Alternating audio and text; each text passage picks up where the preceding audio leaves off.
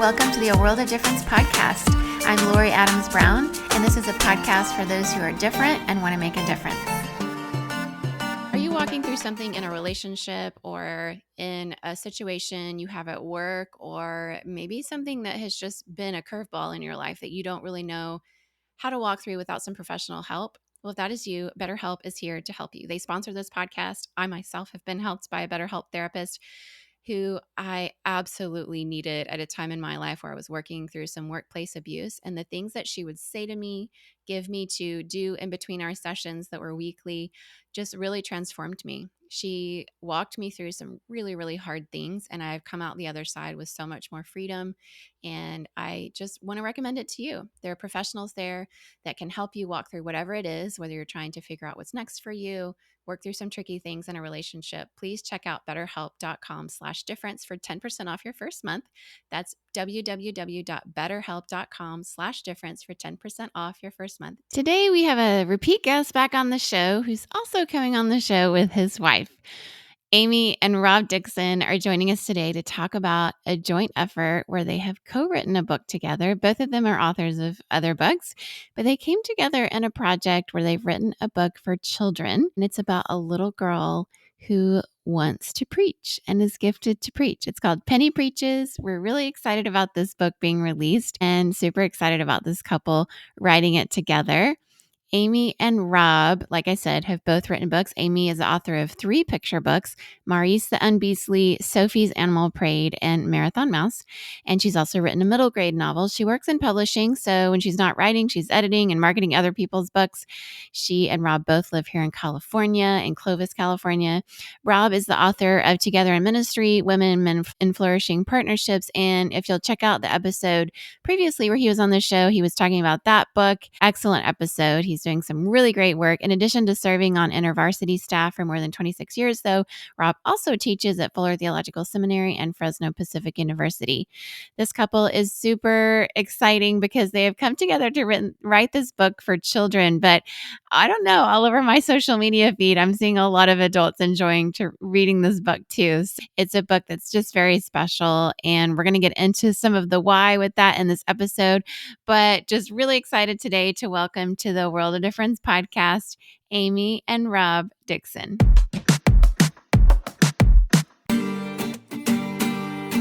Hi, Amy and Rob. Welcome, Amy, for the first time to the podcast, and welcome back again, Rob, to the World of Difference podcast today. It's good to be back. Thank you. Yeah. Yes, good to be here. Yeah, it's great to see you both together. It's great to see this book that you've written together and have recently released. And we're going to get into that in a little bit. But first, why don't you each take turns? And Amy, you can go first, telling us a little bit about who you are, a little bit about your background. And so Amy, you first, and then we'll listen to Rob. Yeah, so my name's Amy Dixon, and I am a children's book author. I have 4 picture books that I have written and are published, and I also have a middle grade novel, which was very fun to write. So yeah, I also work in the publishing world. So I do some editorial work for Starry Forest Books, which is also a children's publisher. And I have joined the marketing team at IVP Kids, which has been really fun. So I get to do a lot of different things around, on different sides of the desk with books. And it's really a dream to be working in books. Awesome. All right. What about you, Rob?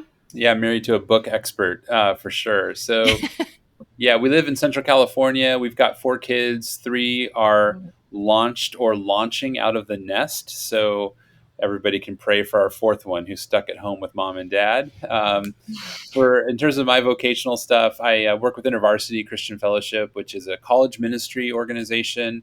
And I do a couple of different roles with InterVarsity, but one of them is I function as a trainer, consultant, coach around issues of gender diversity in the ministry workplace. And so love traveling around or Zooming around and helping organizations figure out better ways to operate as women and men in partnership together in ministry. And so that's kind of my passion. I also teach. So I teach at Fuller Seminary in Pasadena, and I teach at Fresno Pacific University here in my town. So And then on occasion, I guess, I write picture books or help write co-write picture books, we'll say. Yeah. Awesome. Well, you're quite the duo. I'm looking forward to our conversation today.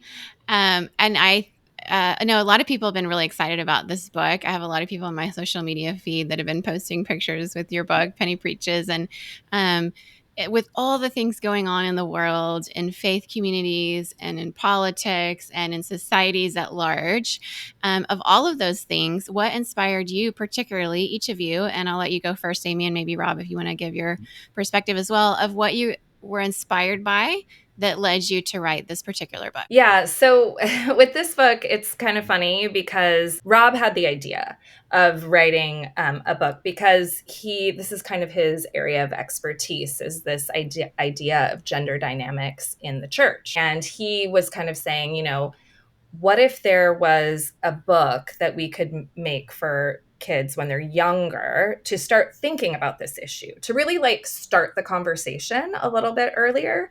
And I think for me, I grew up Catholic, so I never saw women doing any leadership, anything in the church at the time. And I went to 12 years of Catholic school. Girls were not even allowed to be altar people. It was all altar boys, no altar girls. Now they have altar girls too. Yeah, so it was kind of an interesting idea. But when he first asked me, hey, maybe we should do this together, I said, I don't really have a vision for this. So I kind of pushed it back to him and I said, I'll be your editor. Why don't you write a first draft and then I can help you, kind of work on it. And so he wrote a first draft and he sent it to me and I sent him some notes and I sent it back and he tried, to kind of work on it a little bit. And then the second time it came back to me, I said, well, this is kind of what I had in mind. And I proceeded to sort of rewrite it. So then I sent it back to him and he said, oh, wow, this is so much better. Are you sure you don't want to write this together?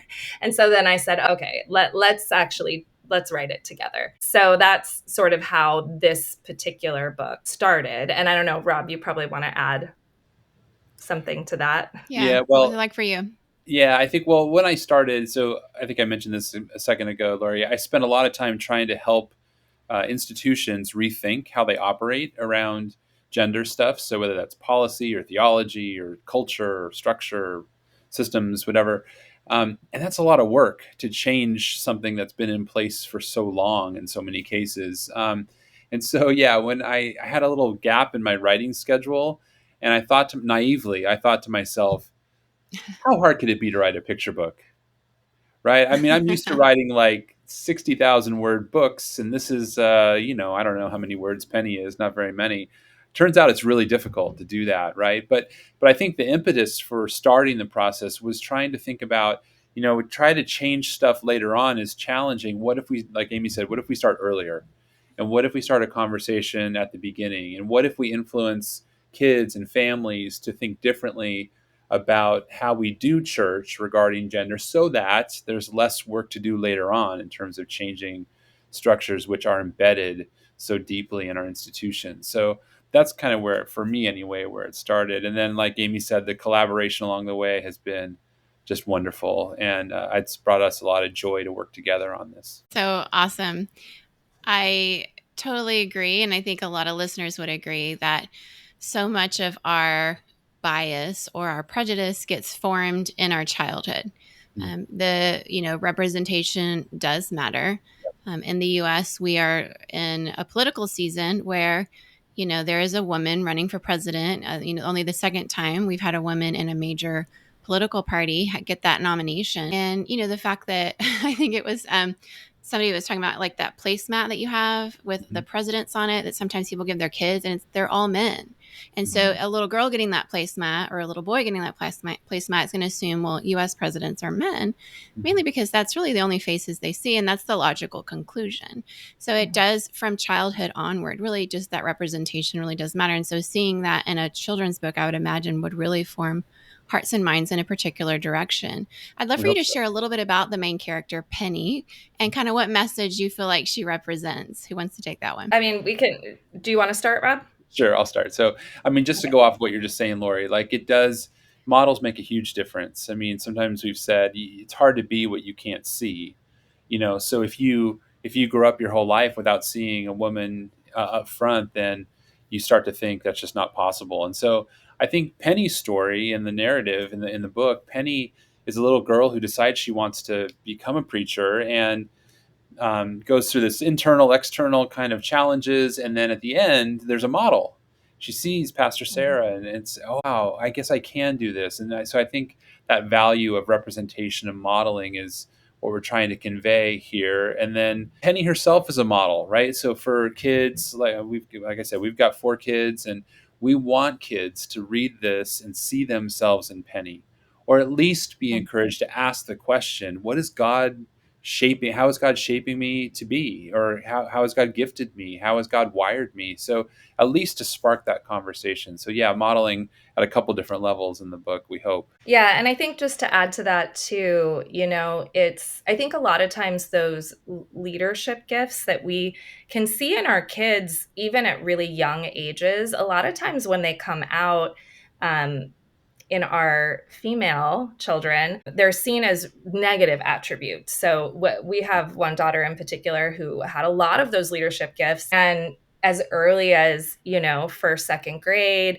she's getting called bossy, all of these things, all of these attributes that really are about leading and about leadership. Yeah, they had kind of a negative connotation at the time. So that was definitely something that I had in mind as we were kind of writing Penny, is this idea that even as parents too, like we see things in our kids that we can help them, try things, help them develop, and help them shape those gifts into positive attributes. So yeah, that was definitely something that we had in mind. Yeah, 100%. So whether it's in, a Protestant church, evangelical church, or Catholic church, like what you're mentioning you grew up with, or any really faith tradition, whether there's somebody who's listening who's Jewish and they've had a woman rabbi, and that's something maybe not all of their Jewish friends have been able to experience, then those things really do affect the way we view gifting, right? What are their God-given gifts? And so it's in all industries. I mean, it's in faith, but it's also Yep. in business, it's in education, it's in various areas. There are some female dominated industries like nursing, healthcare, for example, but I know even doctors who are women or surgeons will be wearing scrubs, and they'll be the surgeon, and they'll often be assumed to be the nurse because that's the bias, that's the framework people have. And so it is an uphill battle a lot of times for these little girls. I'd love for you to share even just a little bit more about this main character, Penny, and what you hope readers, especially some of the young ones, will take away as they hold this book in their hands and they see the pictures and they hear the words. What are you hoping they kind of take into their bodies and their minds? Love Yeah, I Penny. mean, one of the things Go that, ahead, Amy. oh, Go sorry, ahead. go ahead, Rob. No, go ahead. Go ahead. Okay. Yeah. One of the things that we talked a lot about is just this idea of like accessibility and being able to envision yourself like doing these things. So it's really about like opening up the landscape for girls to normalize, this idea of women being in leadership positions in the church, which, depending on your faith background, like you said, some people have seen that. It actually was interesting. There's a review that someone left of Penny Preaches, and they said, this book is outdated. Like I have all kinds of women, like preaching. And I was like, good for you. Like, that's amazing. I love to hear it. But that's from my own experience. And then, from what people have shared with us, I don't know that that's the norm. But yeah, so just this idea of opening things up, making this accessible, making it, available as an option for girls. Yeah. The other thing that I love, or one of the other things I love about Penny, is that she has this earnest desire to hear from God, and there's this openness to the things of God that I think is a good model for all of us. I mean, I think sometimes we think that the religious professionals are the ones that hear from God, but no, the truth is God speaks, and we need to be able to listen to that even at an early age. And so I sort of love that idea of Penny, even as young as she is, A, believing that God will speak, and then B, trusting that God has a word for her, and then C, being willing to like take whatever she hears and run with it. And I think it's a great, I hope it's a great example for kids and for parents, in terms of how we have expectations for our relationships with God and what that looks like to live out whatever we hear from God. So I love that aspect of Penny too. Yeah, that she doesn't have to wait till she grows up to Yeah. connect with God and hear from God. I hear over and over again in the faith tradition I grew up in, which largely, and I would say increasingly so over the last part of my time with them before I left, which is the Southern Baptist Convention that I grew up in.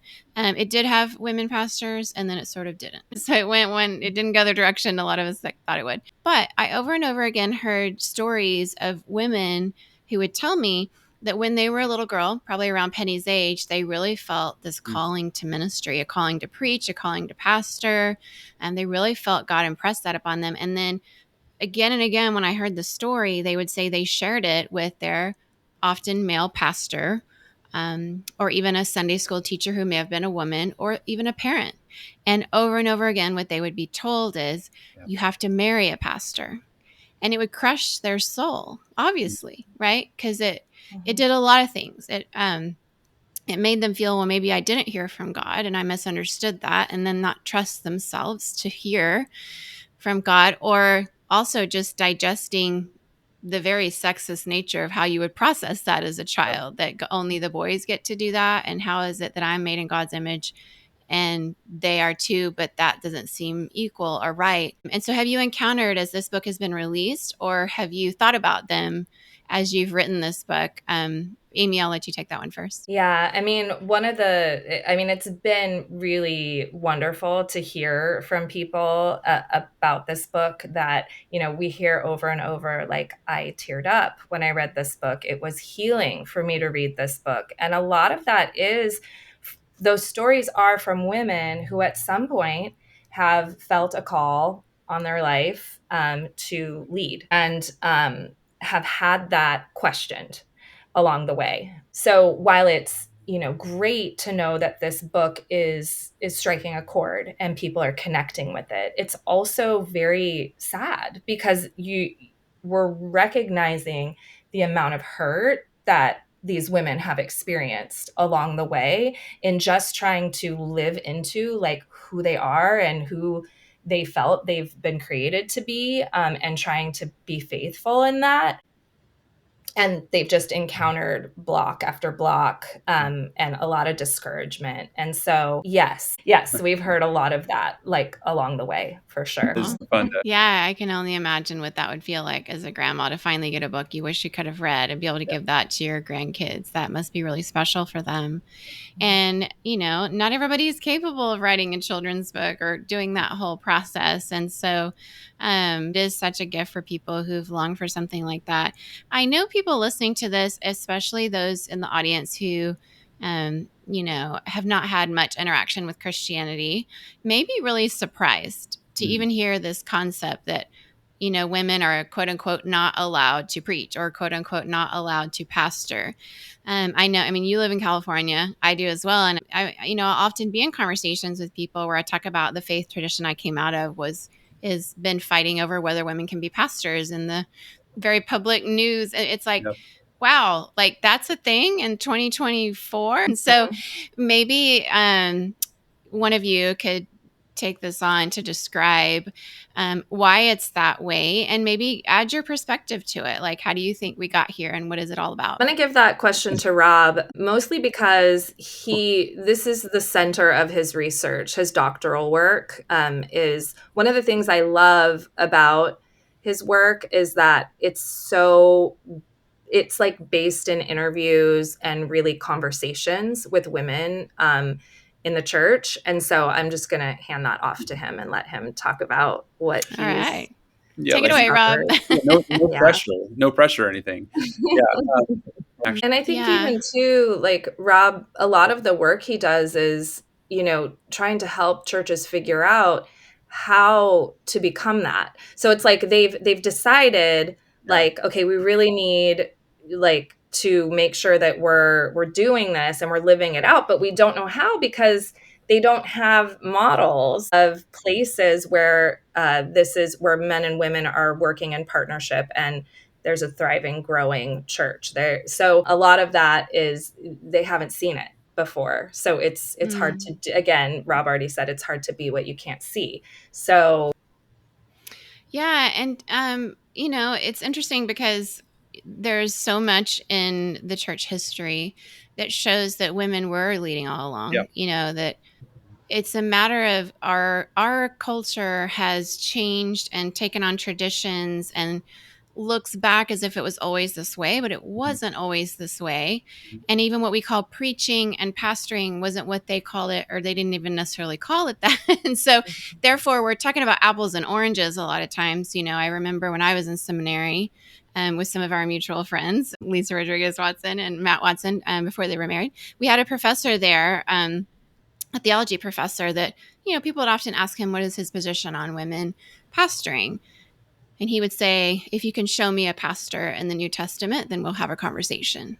And the reality is who are you calling pastor? Right. Who are they calling pastor? Pastoral gifts are gifts. People preach the gospel like Mary Magdalene, right? And teaching in a pulpit and calling that a pastor weren't necessarily how they did things. So throughout church history, Dr. Beth Allison Barr, especially in her book, Making a Biblical Womanhood, and she was on the podcast when that released, pointed out there are women all along that have been leading, even in the Middle Ages. We just didn't call it that. And so some people have this idea looking back that it's always been this way. You come out of a Catholic tradition, but even after the Protestant Reformation, and then even what the Eastern Orthodox Christians were doing, all very nuanced and different, right? And so I'm sure you've encountered some of that too, that we have to be honest about the history and look back. I think one of the things Beth Allison Barr said at one point was, somebody asked her, why are you writing women into history when they didn't exist? She's like, but they did. Yeah. I'm not writing them in. They were there. You just didn't notice them. So in your work, Rob, I guess specifically, are you noticing that even in egalitarian churches where they're saying women can pastor, are there still issues where they're not noticing the women, or they're not giving them the credit, or men are taking credit for the women's work, that kind of thing? It's confusing for women. Have you seen that to be true, Amy, where women assume this is an egalitarian space and they get in there and it doesn't feel all that different from the ones that say women can't pastor or preach? yeah, definitely. Yeah. Well, fortunately, Penny's a model for them. Yeah. This is what it looks like. Yeah, I'd love to hear your perspective, Amy. If you could think back on your childhood self, little Amy growing up in the Catholic Church, if somebody had handed you Penny Preaches, what do you think it would have done for you? How would you have perceived all of that? Yeah.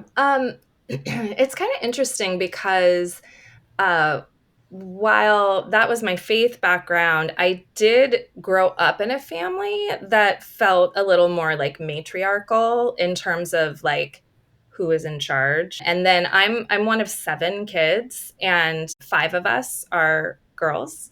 So it was a very like female dominated household, and we were never really told that we couldn't do anything. But so it is kind of interesting to think about, because it's like, wow, how did I get to where I am today, like having that kind of faith background and never seeing women. But I think it definitely was like a conversation in our household, because like I said, I went to 12 years of Catholic school.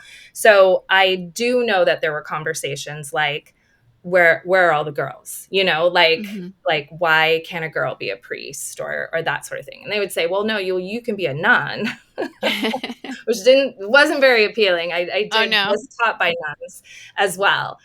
So yeah, like I just don't recall too many people saying, what I really want to do is be a priest. It wasn't really a conversation growing up. So I don't even know where I lost the question and all of that. Yeah, I'm just wondering what you'd have thought if you got that book. How would it have blown your mind? Or yeah. I mean, maybe a little bit, just because I hadn't seen a woman like in that area. But I do remember having the thought, like, or even like with the altar girls, like, why aren't there any why aren't there any girls there? Yeah, logical question. And, in our English translations of the Bible, so many of them, and I've been to these places like in the UK, I've been there. There's this Church of the Holy Rood in Scotland that I visited a couple of times, which is where they have the King James Bible, because King James was coronated there when he was 10 months old. And Mary, his Queen of Scots, was kept away and could never see him again. And it's a horrible situation that he was, empire and religion mixed together, of politics and religion in that way, was very difficult. But it does appear that he had some mommy issues because of that. I don't know. And so in the English translation that a lot of people grew up with that speak English, they had this King James, and a lot of his motivation was to keep people submitting to his authority. And so he chose these translators to make sure they translated certain words into English in a way that kept his power. And he's this male, king, head of the church, head of the nation, and you have all these male pronouns, and it just feels very, very male. And I know many women, English speaking, that grew up with that, but even some of the more current translations that have chosen to still translate these words in a very male way. And you ask the question, a lot of what you're thinking, Amy, is like, well, where are the girls? Like, where are the women? Yeah. And they're there. But so often they're not put into the language, and intentionally so, it seems, that we've just inherited this thing that's a little bit recent. It's not a 2,000-year thing, but for English speakers, it's somewhat recent. So how do you process all of that, Rob, as you have been doing the work that you do? Yeah, we do. It is interesting because there's so many conversations around how the church wants to impact society, and there's the whole, worldly. If people who aren't maybe in evangelical culture or Christian culture may not even understand what the word worldly means, it sounds like a good thing, but it's used as a negative thing, where the church wants to be separate and influencing the world somehow for the better. And when it comes to this issue, by and large, the church is very behind. Yes. And it has been behind on many things, enslaved peoples and other issues we could bring up in relation to that. But when it comes to people outside of the church looking in, people almost don't even have a concept that women are not allowed to preach or allowed to be pastors, as if men have to allow women to do that, as if God wouldn't be the one to say that. Like, even people I encounter who don't believe in God can't even fathom believing in a God that you would say men have to be the ones to let women do this thing, which is like speaking for God. And how do you describe that to somebody who might be listening, who's never really had much encounter with Christianity, and what you hope to see change? Maybe it's not 25 years, but in the near future, in the church in this way. Well, I was just going to say our own kids don't understand why this is an issue. Like, it's funny. I mean, now they're kind of in the college age group now, high school and college. But when they were younger, they were like, what? Like, what does that do? Like, what? Like, they just didn't understand why it was a thing, because both in our family culture and in the culture at large, women were always empowered to do whatever, however God created them to be, they could be. So, so it is kind of funny, because I think on some level, it is like generational too. So, kind of the younger generation coming up, it's very normal and natural for women to lead.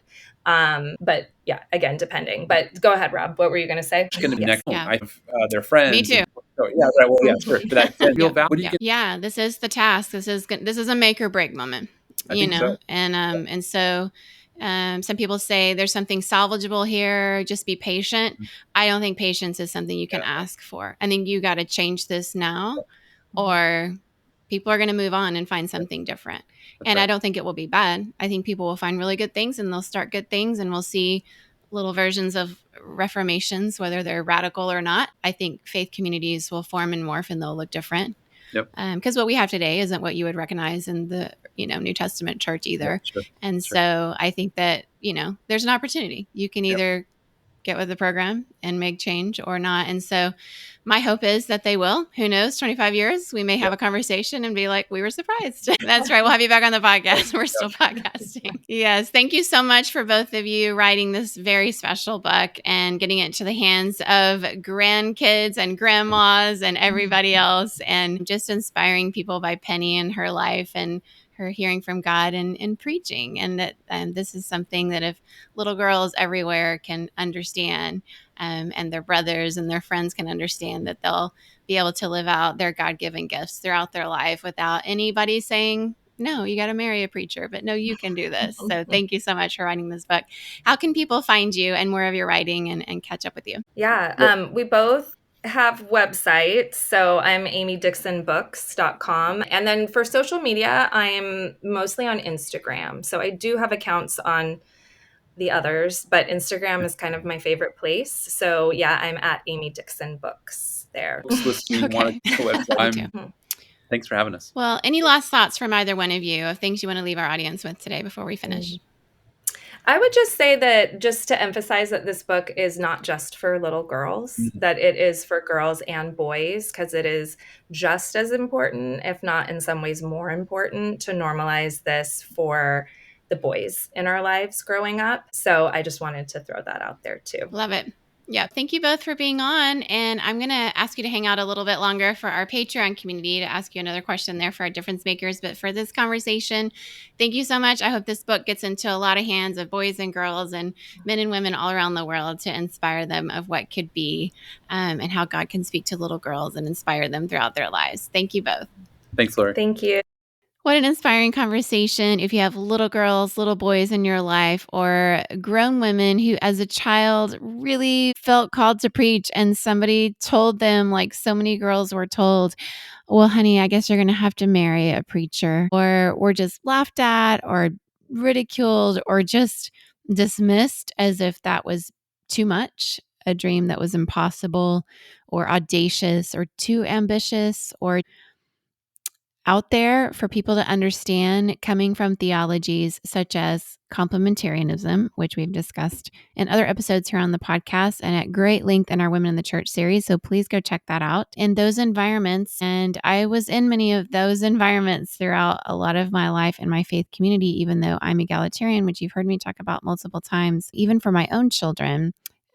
This kind of book would have been really helpful, even though they from pretty young ages sort of understood. We would help them understand Bible verses in the way we interpreted them. And I have one kid that even when we lived overseas would talk to other kids in like little vacation Bible school classes back in elementary school and point to the verses in the Bible where boys were saying, well, girls can't preach or women can't preach. And, it's very clear to some of us.